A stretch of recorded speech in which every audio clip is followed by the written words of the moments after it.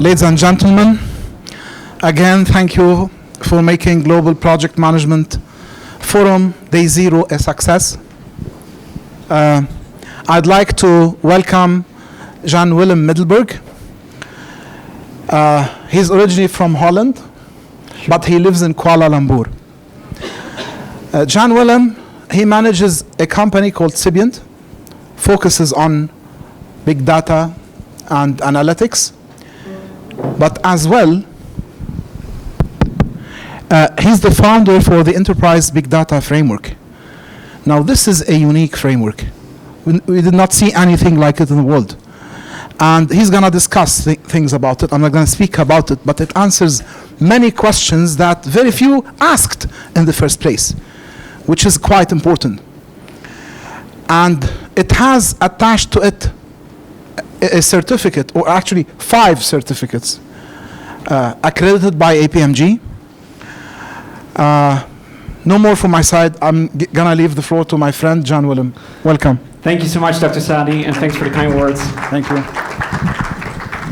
Good. Everyone can hear me okay in the back as well? Good.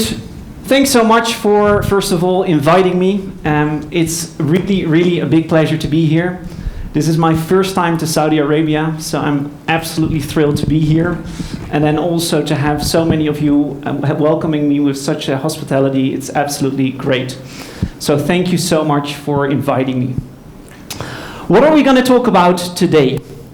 You might wonder, why are we going to talk about big data in a project management conference?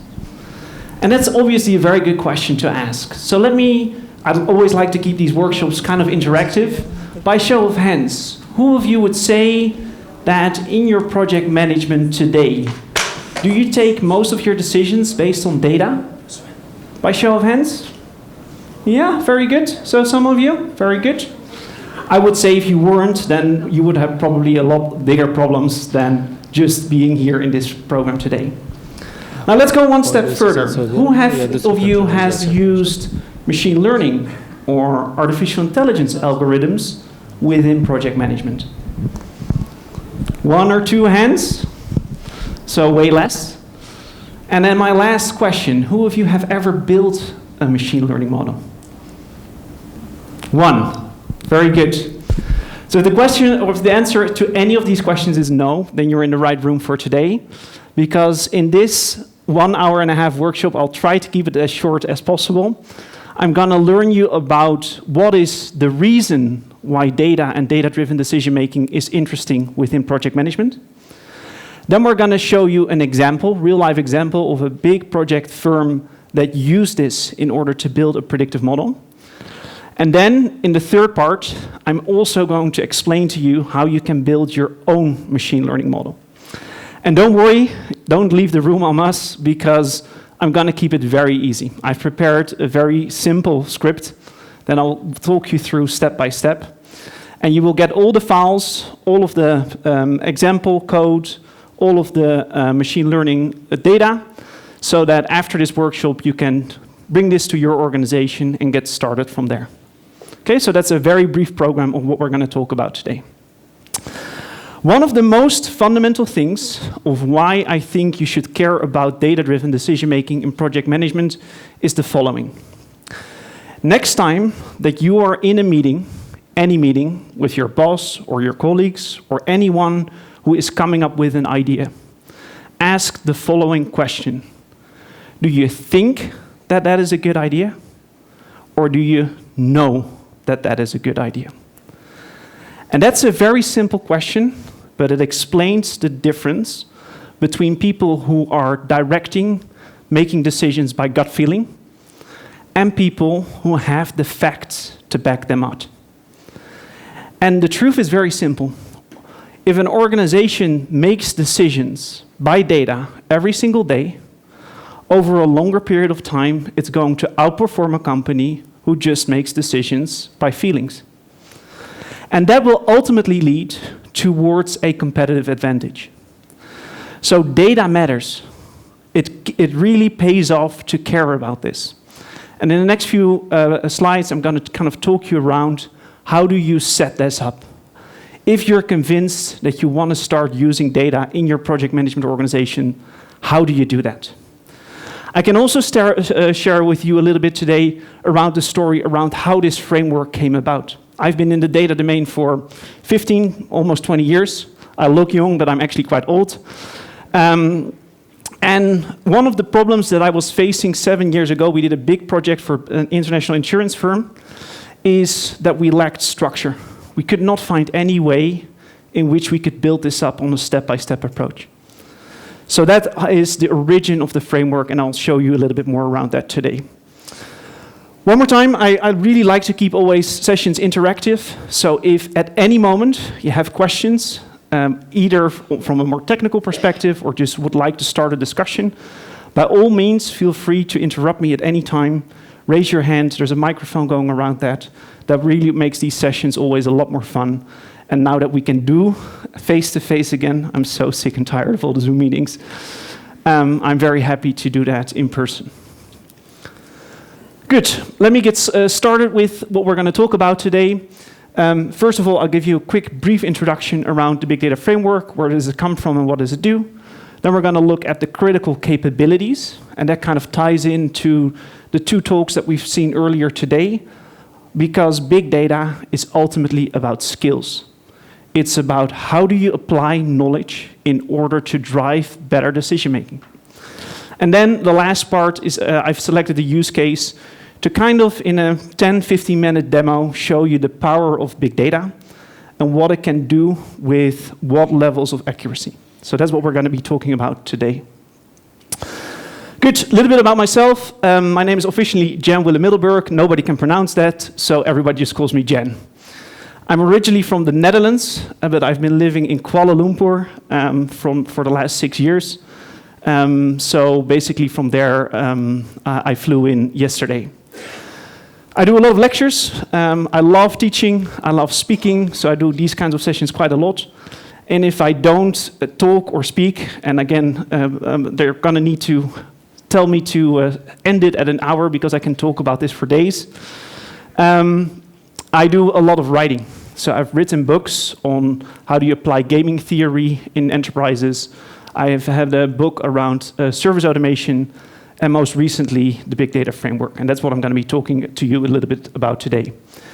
If you want to connect with me afterwards, I'm on LinkedIn. If you want to be a guest on my podcast, which has 10,000 subscribers every month, then also feel free to reach out to me. The show is called Big Data Talks, in which I interview industry experts. So if you're interested in that, reach out to me. If you're still using email, which most of you do, then there's also an email address. Good. So a little bit around the organization that I represent. Very simple. I'm an advocate for big data best practices. How do you use data in a sustainable, creative, and structured way in order to drive your organization towards the next level? The way that we do that is that we've created an organization around that, which is an association that makes sure that across the world there are different partners that help us spread this word, do conferences like this, and do education programs. And today I'm here on the invitation of advisors that is one of those partners here in the region. The good news, let me start right away with that, is that all of the books, and you see the 5 guides at the top of this slide, are available for free. So you can just go to the website and download all of this information completely free of charge. The whole reason that we set this up in an association is that I strongly believe that we can make a better world for the next generation if everyone starts making data-driven decisions.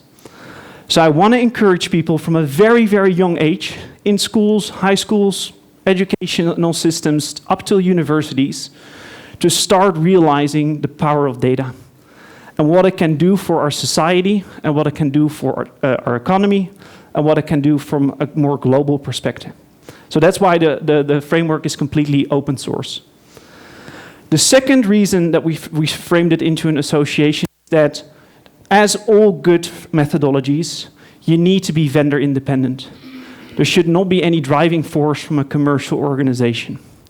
So the framework that I'm going to show you today is not sponsored by Microsoft, it's not sponsored by AWS, not by any of the big tech companies.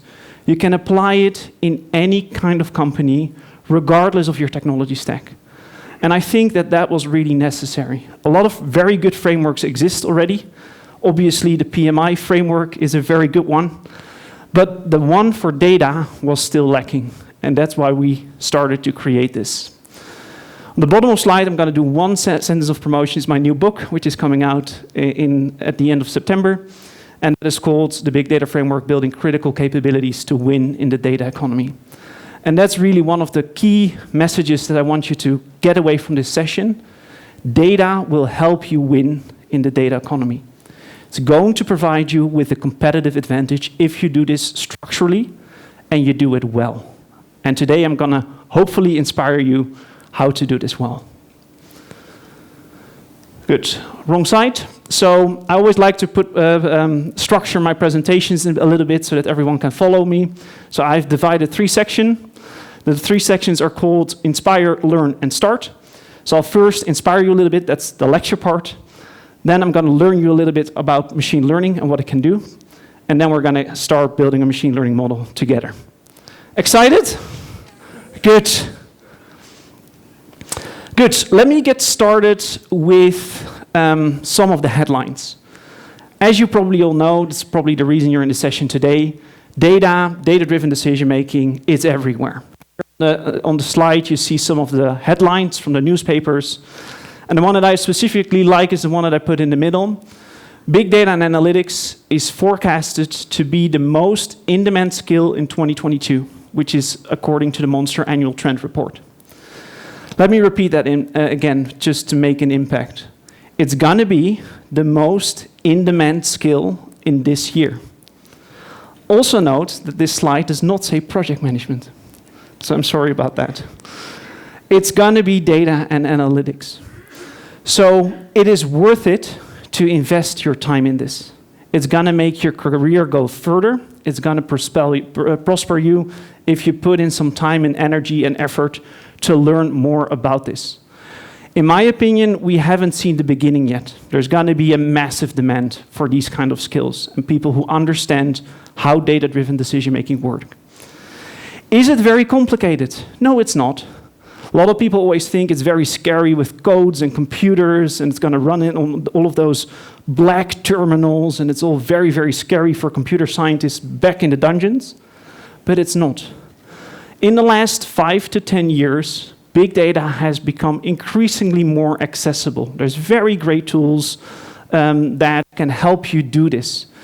People now, even in middle schools and high schools, are already knowing how to do that, and they can build pretty sophisticated machine learning models just with a simple interface. You can even build it on your iPad nowadays. So that's also one of the fears I really hope to take away today, that this field is not scary. I would even go as far as to say that it is at a similar level or maybe equal towards project management, if that can comfort everyone here. To see the impact of that and to show how it helps to drive organizations forward, I have a small little video that showcases how this is used in almost every industry. And I've chosen one of the examples that I personally very much like. Any Formula One fans here in the room? Which country does the recent world champion came from? The Netherlands, very good, thanks so much. So let's have a look at how this particular industry is using big data in racing.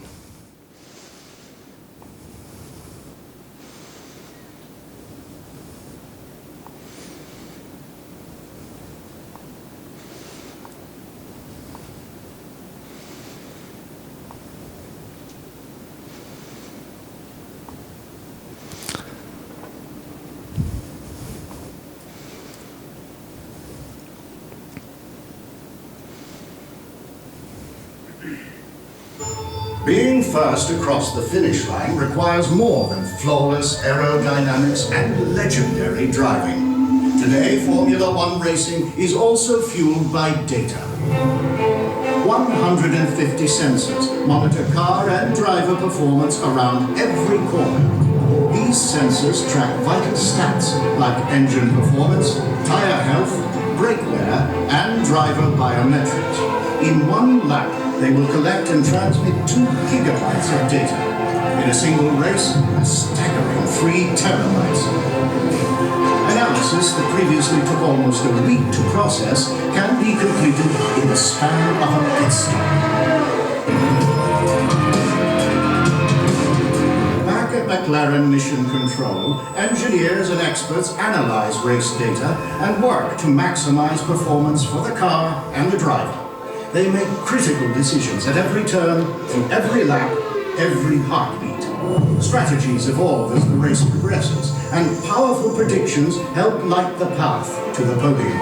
Now McLaren can compare 10 years of historical data against the real-time race feed in every calculation. This enables the team to make more confident predictions and help guide their drivers on the track. Confident predictions mean faster, more informed decisions, and informed decisions win races. Good, that's a very small video with an example. Again, I will share all the links afterwards so you can review it a number of times. But there's a couple of very important points that I find always very fascinating. I've seen this video now probably 1,000 times, but it still continues to amaze me. And there's 2 things that I really want you to take away. First of all, it is that in Formula One, they have the ability to real-time, and I'm not going to go into the technical capabilities on how difficult that is, but they have the ability to real-time create 3 terabytes of data every lap, and then compare it to the last 10 years of racing data, every single corner, every single turn, every lap that they're making. Based upon that data, they can start making decisions. Should we do a pit stop? Should we change tires? What kind of aerodynamic systems should we change? And that brings me to the second point that I want you to take away from this video. Because if you're doing this better, you're going to win. And the people in Formula One already had this idea very early on, around 10 years. You could say the big data has been, for a significant amount, created by Formula One. Because already 10 years ago, they started to see this. And this video is not coincidentally coming from McLaren, who has been claiming the podium for 8 out of the last 10 years. So it's very, very significant. And that's hopefully one of the things that I really hope you will take away from this session, is that if you do this better than your competitors, if you do it better than any of the other teams, then it's not just about the driver in the car. It's about the whole team that can do that. And the same is true for oil and gas. The same is true for aviation. The same is true for telcos. If you do this better, you're going to win. I'm 100% convinced of that. So let's dive a little bit into the intricacies of that, because hopefully now you're slightly convinced that this is important. The next question is then, of course, how? How are we going to do this? And here on the slide, you see a couple of these very famous covers that are coming from The Economist and Time. The one that I personally really like is that data is the new oil, the new gold. And they cross that through, but it's the new water. Data is everywhere. Every one of us here in this room is generating data right as we speak here, just because you have a phone in your pocket. So it's such a commodity that it becomes very, very difficult to find the right kind of data. The amount of data have become so large that it becomes very difficult to find the value in it. It's like literally searching for a needle in a haystack. And that's also what we see in companies. I've been in this domain for 15 years, and many, many large core organizations are struggling to make big data successful. And that's also what you see in the research at the bottom of this slide. Only 32% of companies report being able to realize tangible, measurable value of data. And I wouldn't be surprised if that's a trend in this room as well. By show of hands, who could relate to this? Yeah? Some of you, very good. And if you look at the top 3 reasons, it is lack of enterprise big data strategy, it's lack of quality data, and it's lack of siloed communication between different departments. So the question is, how do you overcome that? How can you make sure that you are able to actually do that? And the picture I always like to explain this with is the one that you see here on the middle of the slide. On the one hand side, we have people that say, yes, this is something that I need to think about. This is important. I know that this can give us a competitive advantage in the longer run. On the other hand, the research also tells us that it's very difficult to be successful, that there's a lack of strategy, that there's a lot of security concerns. So the question is, how do you bridge this gap? By the way, any of you know where this bridge is coming from? Where's this located? Anybody ever been here? China, very good, very good. If you ever have the opportunity, this is a phenomenal part. And the reason that I really like to use this picture is if you look very closely at the bottom bridge, it's glass. It's so scary. So I've actually been here.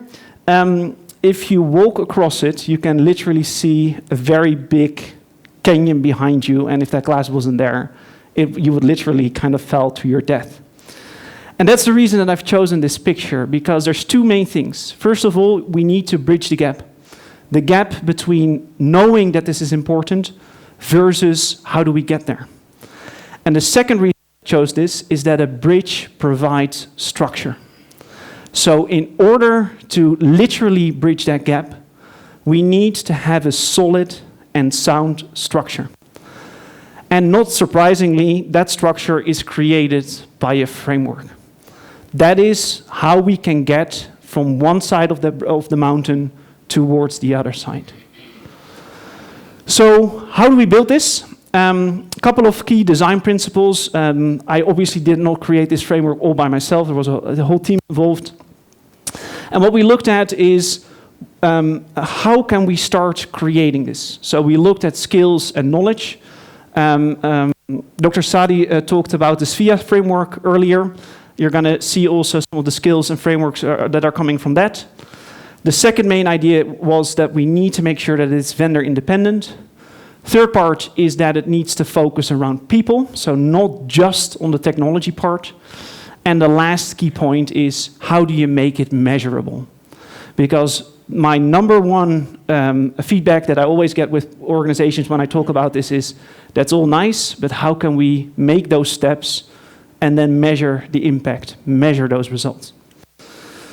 So that's the most eligible things around that. A couple of key things to note around the framework.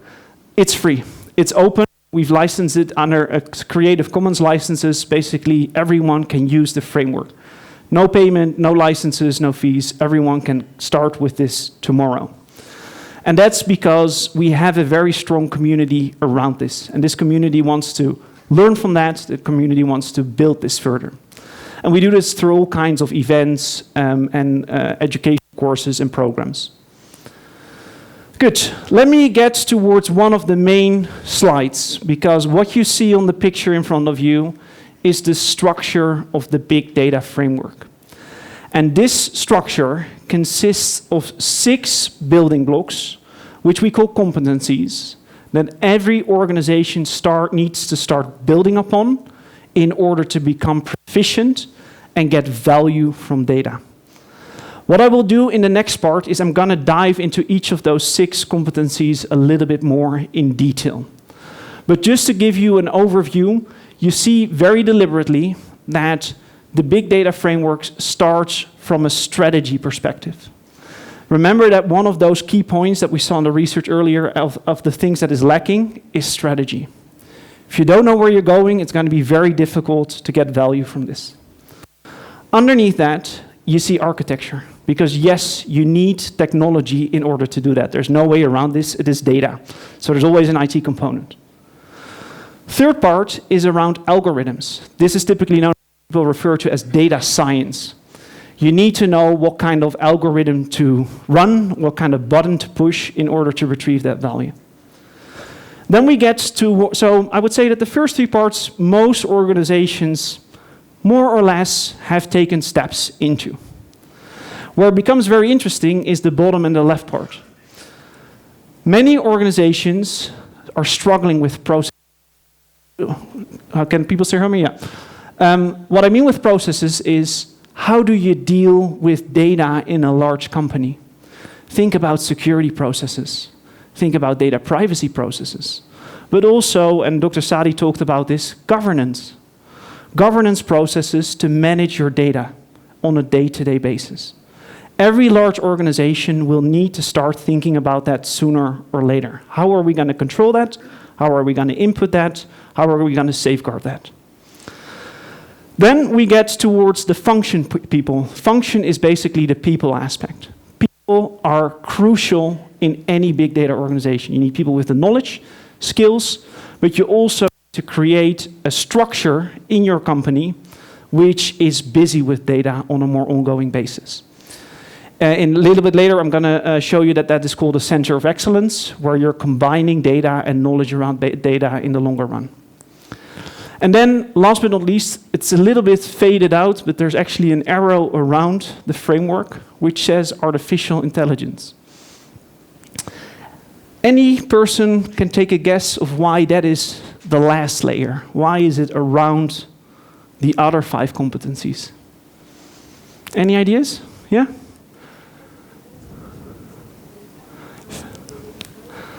Very, very good. So let me repeat it again, because it was a bit in the back. It's around it because it relies on the same underlying data. I want you to take a moment to let that sink in, because many companies nowadays always start shouting, I want to do something with artificial intelligence. I'm going to have a very cool AI solution. But my question is always first, well, how is your data constructed? Because artificial intelligence is nothing else than a very specialized algorithm running on the exact same data sources that your traditional big data organization is based upon. It needs to use the exact same governance processes, security processes. It's going to be managed by the exact same people. It needs to be used in conjunction with your strategy, etc. So I hope that this framework kind of puts a little bit into perspective how AI fits into the bigger data domain. AI is not something completely different from your traditional data organization. So start with the center first, build up your capabilities there, and as soon as you have this up and running, then you can start moving towards artificial intelligence. So take a step-by-step approach. Note that we say that these are 6 core capabilities, and that means you can become better in all of them over time, and that's where the framework becomes measurable. Good, so that's a little bit on the introduction side, on the framework. I will now dive a little bit deeper. This is obviously not a course, but I'm just going to make sure that you get slightly beyond the basics in terms of the framework, and then we're going to dive into the algorithm part. Still relatively on time, so that should be fine. Good. One of my absolute famous sayings that I always like to use in any kind of presentation is the one that you see here on the slide. If you don't know where you're going, any road will take you there. Anybody knows which book this is from? Alice in Wonderland. You can see it from the cat, right? So for those of you who haven't seen the movie, that's homework for this night. But Alice in Wonderland, very famous children's book by Carl Lewis. Alice falls down a rabbit hole. And she's lost. And she goes running around very, very quickly to all different kinds of places. And at a certain moment, she arrives at a tree. And the tree is at a crossroad, left and right. And up in the tree is a very purple, fat cat with a very big smile, and that's the smile that you see here on the picture. And Alice is kind of in panic because she fell down this rabbit hole, and she's asking the cat a very simple question, well, where should I go? And the cat answers in return, well, where do you want to go? And Alice says, I don't know. And the cat says this very famous phrase, if you don't know where you're going, any road will take you there. And this is a very good analogy for big data strategy, because there is so much data out there that you can potentially spend the rest of your life doing all kinds of nice, cool, interesting research. You could look at data sets literally until the day you die. There's so much data that you can analyze that you probably wouldn't be able to review even all of that in a lifetime. So the main point is that if you don't know where you're going as an organization, if you haven't defined what value is to you, how you're going to monetize that data, how are you going to make a competitive advantage out of that, then you will never get there. And it's my strong belief that many organizations fail because they don't set that adequate strategy. Big data and data science is not hiring a number of skilled data scientists, because what they will do is come up with all kinds of cool, nice-looking graphs. You've probably seen them in your organization. Very nice, very cool. It's cost us 600 million to do that, but what can we do with this particular graph? Nothing. Because the data scientists are trained to kind of look at all kinds of data, come up with all kinds of interesting research. But the question is, how are you going to get value out of that? How are you going to monetize that? Where's your return on investment? So before you even start thinking, buying fancy new tools or hiring a whole team of data scientists, start at the very early beginning. What is your value and how are you going to get that out of it? And that's what strategy is. In the book, again, you can download it for free. There's a 5-step approach on how you can start defining a big data strategy. So starting from your business objectives all the way through prioritizing use cases, formulating a big data roadmap, etc. I'm not going to go into all of those steps today. If you're interested in that, just come see me after the presentation today. But that's the steps in which you can create that. Does that make a little bit of sense? Just by show of hands, and again, don't be foolish here, who would say here that they have a successful big data strategy documented? Oh. Don't, and exactly, and that's a key point to look at. By the way, none of the hands went up in the room. Okay, so lesson number 1: start with a big data strategy. Good. So yeah, I kind of talked you through this. Let's, for the sake of time, go further because I note that I'm already lecturing a bit. Second part is that you need to think about your technology. And yes, you do need to think about IT. It's not possible to analyze data without any kind of tools. However, what most tech companies want you to believe is that their tool is kind of the solution to all of your problems. And they're going to push you to kind of purchase the latest, nice, cool gimmicks for pretty impressive licenses, if you ask me. What I'm hoping you will do is look at it from the other way around. Start from what we refer to as a reference architecture. The reference architecture that we have embraced or adopted within the big data framework is called the Nist Big Data Reference Architecture. This is also open source, it's freely available, it's a whole set of documents that is provided by Nist, the National Institute of Standards and Technology, which is a branch of the US government. They have very well documented approaches to do this. What this helps you to understand is what are the different components that I need in my big data organization. So for instance, if you want to analyze data, you need some infrastructure, you need some analytic capabilities, you need some applications for preparation, execution, etc. So what you should do is start from a reference architecture first and then start mapping tools. Hey, we see that we have a gap, for instance, for visualization. Let's buy a nice Tableau package. Hey, we see that we are lacking some infrastructure resources. Let's provision some AWS resources. So it's the other way around. Don't start from a technology or vendor perspective. Start from a reference architecture. As soon as you have that, then you can start mapping which tools do we need. Okay? Same question, who here has already defined a reference architecture? The strategy is not. So again, don't worry. I've been asking this question in many, many rooms. Almost none have this in place. Very, very important exercise to get started with.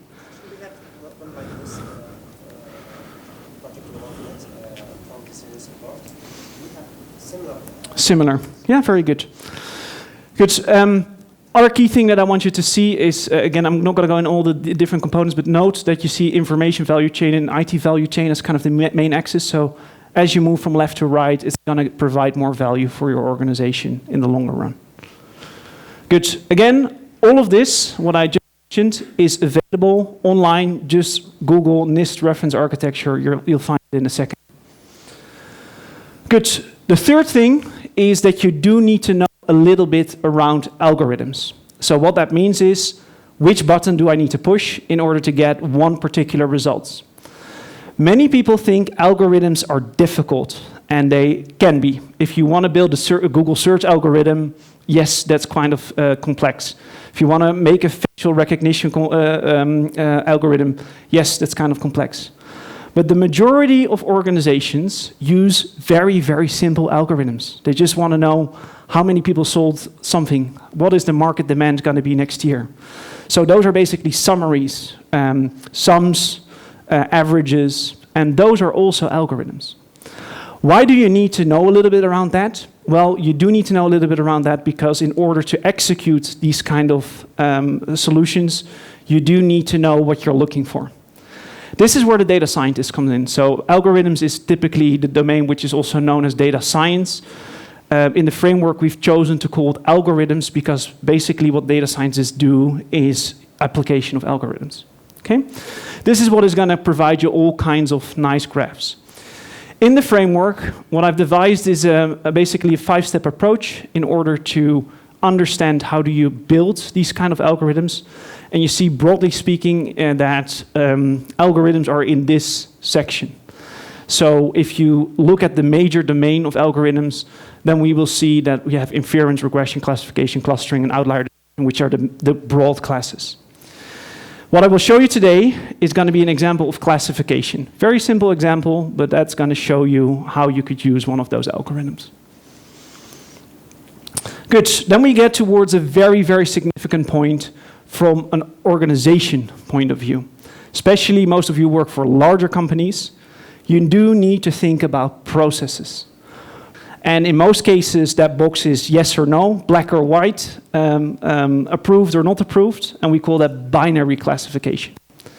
Can also be multiple classes, so we could say that it's, for instance, blue, yellow, red, or colors. So classification, in essence, is nothing else than putting somebody in a particular box. And we use that in, for instance, a very famous example is always emails. So emails you receive, they either are spam or they go to your regular mailbox. If you use Gmail, there's also promotional box, which is a third kind of category. And then it's not binary, but it's multiple class classification. Exact same thing. Everyone here uses photos, makes photos. You will see in your app, you will see that they group people based on their faces or location that you've been. All of that is classification. Classification works in 2 steps, as was already correctly mentioned in the back. First of all, if I want to learn an algorithm something, then I would need to go through a learning step. First, I need to show what is right, what is wrong. Which people will default on their credit card versus which ones don't. Which email messages are spam versus which are regular messages. So that's the learning step. And as soon as we have done that, then we can move towards classification. In order to solve this problem, again, it's all not very difficult. This has been invented years and years ago. And this is where you need to have that little bit of knowledge. Because if we look at classification, you will see that there are, oh, sorry, I have the same problems Dr. Sadi had, is that there are a number of classic algorithms that are used to solve this problem. So if you're an organization and you are building, let's say, a price prediction engine for airlines, or you would like to know what is the best supply chain for shipping boxes, or where can I get most value of return on investment on my marketing efforts, then the only thing that you do need to know is which out of these 4 algorithms should I be using. And that's why it's worth to learn a little bit more around this. Is that difficult? No. Spend 4 or 5 days to kind of immerse yourself a little bit in this, and you will be more of an expert than I am. I'm just joking. So that's what a classifier does and how it's working in practice. So the example that I'm going to give you today, and again, I'll show you in a second the QR codes where you can download all of the materials, is an example from the K nearest neighbor classification. And the reason that I've used that is because it's very super simple and very easy to explain in terms of visualization. K nearest neighbor sounds very scientific. It's actually not, because it's looking at your nearest neighbors. So if I were to ask you, who are your 2 nearest neighbors? Then it's the next one. If I were to ask you, who are your 4 nearest neighbors? Then you go the row behind you. If you were to look at the dress color of the people around you, and I would say you need to look at the 2 persons next to you. One is blue, one is white. Then it's impossible to kind of find a classification. If I were to ask you the same thing for the 4 people around you, then the answer is very easily going to be white. So what K nearest neighbor is, I'm looking at my K, in this case, number of nearest neighbors. We look at their features, and based upon those features, we will assign a class. It's as simple as that. And if we look at that in a more scientific way, I love formulas, so I kind of always put one formula on the slide. Then it works like this. This is what you had in high school. A square plus B square is C square. Euclidean distance, Pythagorean triangle, it's as simple as that. Good. Let me not make it more complicated than that.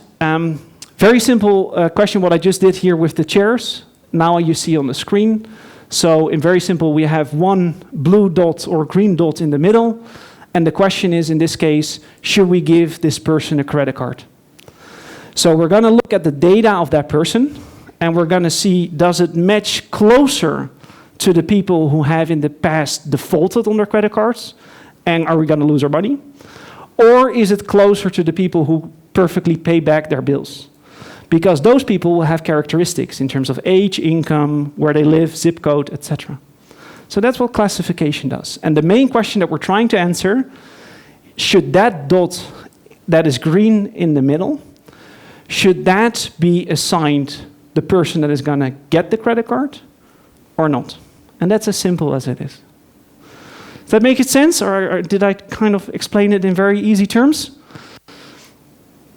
Good.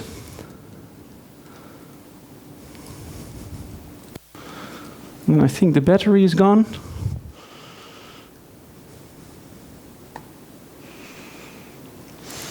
Good. So, as my last part, and I know I only need 5 more minutes, in the last part I will show you how you can do this in your own organization. So the good news is, all of these different algorithms are already pre-programmed. Not in Excel, but most tools that you buy nowadays, you can use them. You just need to know how to use them. And the example that I use for today, because we're in a project management conference, is around one of the building companies. They own around 150,000 buildings all around the world. And what they wanted to have is an overview of, can I predict whether a building is occupied? So there's sensors in those buildings, and they want to see if people are entering it, if there's vacant buildings. If not, there are going to be people who are occupying it without approval. So they wanted to build a classification problem to do that. So what they did is, in this property management company, they wanted to know, is it possible, based on sensory data, to predict whether a property unit is occupied or not? Very simple yes or no classification question. Just like, should I give this person a credit card? Yes or no. And what they had is the sensory things like the temperature in the building, humidity, light, CO2, humidity, and then the last, and this is what we call the control variable, is that current unit occupied or not. And the question is, can we build a very simple classification module around that? And this is where I get towards the interactive part of the workshop. So get out your phones, because you can follow along with me. On the slide, you will see 2 different QR codes. First of all is a subset of the actual data set that is used for this classification problem. So that will give you a link towards the data resources. On the right-hand side, I've prepared a practice lab. So here you can follow along. I'm going to put it on the screen. I know it will go quite fast because we're having limited time today. But after you're done, you can always use this. This is open source. I've made it available for everyone. You can just download this file and do it by yourself afterwards. Okay, everyone able to have had the time to scan this? All good? Then what I'm going to do next is going to give you a very brief demonstration. And I know we'll go quite quickly, but again, if you want to have a more detailed explanation, come to me afterwards and we can run you through it in more detail. Good, and that's an interactive workshop that I've prepared in a Google tool, which is Colab. This is because it's easy, and it's also because it's open source. So everyone can use this. Just like a Google Doc, you can build the code right into this. And what you will see is that it's nothing else than a very, very simple document. So what I've done for everyone after the course, we obviously use these in the training courses as well, so that's why there's a lot of text in it, so that it explains exactly the steps that you're going through. So the main part for today is that I wanted to kind of show you how easy it is to use this in your specific projects as well. And the way that we do that is that we're just importing a number of pre-programmed algorithms. So what you would just need to do is click the button that you see here on the left, and it will start running the code. It needs to connect a second because I've been talking for too long, and then the machine automatically shuts down, so I kind of need to reactivate for a second. And there you start to see a very little check mark on the left-hand side. Basically means that we now have access towards these sample codes. And what I will show you today is that in the classification part, I've made a very simple interface where you can first upload the files that I've just given you access to. So the files basically are shown in the part. I've put them on the desktop. Where's my data file? Here it is. So you will get a data set with some of those values that I've just shown. So the date at when it must measure, then the temperature, humidity. There's a file in here as well, which will show you the descriptions. So in case you're interested, you can see that a little bit later. So the first thing that you would just need to do is upload those different files into your system. Very simple, and you can just do that very simple as if you are using a computer. So you're selecting your 4 files. We open them and we upload them in the machine. So basically, the only thing I'm doing right now is going to say, well, we're going to analyze these data sets. So you will see that it uploads them 1 to 1. Almost done. Good, and we're done. Then I will give all of those a very simple name. So I call them data training or data test. And what we will do is kind of do a check whether all that data has now been uploaded into the system. So we can see, I just showed the first 5 rows of this Excel sheet, which is the date, the temperature, humidity, light, CO2, and whether or not that building was occupied. What we will then do is use that k-nearest neighbor algorithm that I just showed you on the screen. And again, you don't need to program any of that because it's just already in the package itself. So you can just say, I would like to use this. So that's what we're doing next. So we are importing this k-nearest neighbor classifiers. And for this specific example, I'm going to say, I'm going to look at my 5 closest neighbors. Anybody can guess why it's good to use an odd number? Very good. So if you have 2 persons next to you and one is wearing blue and the other is wearing white, then how do you make a decision? So it's always good, best practice to use an uneven number or an odd number, because then there's always one that is going to be in the majority. So that's why it's 5 in this case. So we're going to be looking at the 5 closest parts, and we're going to see whether that is taking place. So we have 5 variables. Did I already run this? No, I did not. Good, so that's all done. And then the last key part that I want to show you is how accurate is this? Could I say with a relative amount of certainty that this is actually working? The way that this is done in machine learning is that you kind of take a number of values you don't take into consideration, and you would say, well, let's test them and see if that's the case. How much % did we have correct? If we didn't know any better, what is the best guess that we can make? And I'll show you what that does for this specific case study. Where am I? Yeah, here.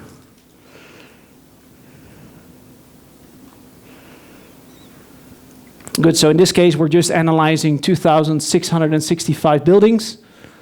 We're using the classifier after that. And then we're going to see if there's the same number of values right here. And then as a final step, and that's where I want to end the demo today, it is going to calculate exactly how adequate your predictions are going to be. And in this specific case, for the building management, it meant that we could predict with a 94% accuracy whether a building is occupied or not. And they had all these people checking on these buildings every single month to kind of see if there's no people, unauthorized people living in those buildings, because that happens if buildings are empty for a long time. They started to use that. All those controls were no longer necessary, and they saved a ton of money. Because with almost 95% certainty, we can predict whether somebody is unauthorized living in a building, yes or no. And I want to take a moment to think about what that can mean for your company. If you are able to predict with 95% accuracy if somebody's going to board a flight, if they're going to click a link, if they're going to check out a particular product, if they are going to default on their credit line, think about what the impact for your company could be by just doing that. All you need to do is plug in your own data in this simple link that I've given you. You obviously do need to format it a little bit so that it's in line with the 5 columns that I just showed you. But everyone can do this. This is not hard. This is not very technical. It's not very difficult to start learning. And that's one of the main key things that I hope you will take away from this session is it's important, it's necessary, but it also creates a ton of value. Because if I, with a 95% certainty, could say who in this room is going to buy the next car, going to buy the next airplane ticket, who is going to relocate to a different country, that is going to have tremendous business value. And with that, I would like to conclude our session for today, because somebody's waving very strictly in the back that I need to end. And I hope you found this very useful. I will have 1 or 2 questions to kind of round it up. I saw some questions coming up, yeah. What do you think about the challenge of what you've been through today really depends on information and data you're getting from sensors? Correct. If you bring it back to the context of project management, where do we get our data from? And usually it's from humans. Yeah. So humans introduce a really, really big problem, because the accuracy of the data, is it real, or is it the information that I want my boss to be aware of? So have you kind of absolutely thought on that? The weakest link in the whole big data chain are persons. That's a first thing to start with. But take a step to also think about this from a project management perspective. And think back about that first question that I asked everyone. Do you think this is a good idea? Or do you know that this is a good idea? In project management, if your boss says, this is the budget, or the project is going to take so many days, where is that based on? Is that based on just your experience, or do you actually have the facts to back that up? Then challenge them. Think back around, well, how did you arrive at that decision? And I fully realize that sometimes it's not possible to get that kind of data because it's from a different project or there's not similar projects available. But at least try to estimate that in the best way that you can. Look at your systems. Look at the amount of time that you've spent on previous projects. Look at budgets, whether you went over or under in order to make those kind of forecasts. If you can already do that, let's say, only 5 or 6% better for those larger projects, it results into less frustration and typically huge cost savings. Good. Any other questions? Last one? Oh, they're doing... Yeah, one last. You're absolutely the last one. As a researcher, you usually care about how to develop a framework. Correct. Yeah. As a researcher, we usually care about how to develop a framework. I love your framework, by the way. And usually when we start our research, we start focus on a framework. How did you develop it? Did you develop based on your experience? Yeah, based on the practices? It's a combination of experience, extensive testing, and a number of companies where we actually started to try this. So we kind of came up with this blueprint in these 6 different capabilities, and we started to define sub-projects for each of those 6. So we in terms of project management, we had different work streams. So one stream focused more around strategy development, one on education, which is the people aspect. The other stream focused around building capability in data science, etc. So that's how it started to evolve. Originally we had 8, but we kind of merged a couple together. And just by trial and error and testing it with companies, that helped us to create this. So the framework that you've seen here is in use. It's actually used by companies around the world. In Taiwan, the largest telco is using it. In Malaysia, Malaysian Airlines is using it. In Europe, we have a couple of energy companies which have embraced this framework and starting to build capabilities around that. So the reason that I developed it is because it's something that's practical and tangible. And I'm coming from a consulting background, and when I started to get first confronted with these kind of challenges, I was looking for different places on how do we actually approach a problem like this. And we couldn't find anything, because there's a lot of frameworks around project management, agile, architecture, etc. But there wasn't really one around data and big data. You were talking about companies or organizations. What about the government agencies? Yeah, government agencies as well. Is it going to be a platform? Absolutely, because we have in a couple of case studies also, if you go to the website, you can easily find them. Ministry of Health used this a lot during the pandemic in order to kind of identify which people we need to target. In terms of spending in infrastructure projects, there's also a lot of focus around how can we forecast where we can get most return on our connectivity and roads, etc. So a variety of different use cases. The main thing, and I'm obviously an advocate for it because this is kind of something that I've been very passionate about for years, but the main thing that I want you to think about is what is a structure that you can take away in order to step by step improve things. And if it's not this framework, then pick another one. But using a structured approach will help you to kind of create that more longer term value. Okay, he's gonna kill me. You were talking about big data strategy. And every company or every government that agency that has their business strategy. Correct. What do you think? Is it going to be like integration or integrated or? I would say that, nowadays say that at this stage, your big data strategy is a subset from your business objectives. So if you review that 5 cycle step that I showed you, it starts with your business objective. So what is it that you want to achieve from a business point of view or from a government point of view? So it could also be healthcare or healthier people in the country. And then translate that down into how can big data support that. The only area where I see it would be different is for tech companies, because business is their data. So that's the only exception I would like to make. Would you like to continue this?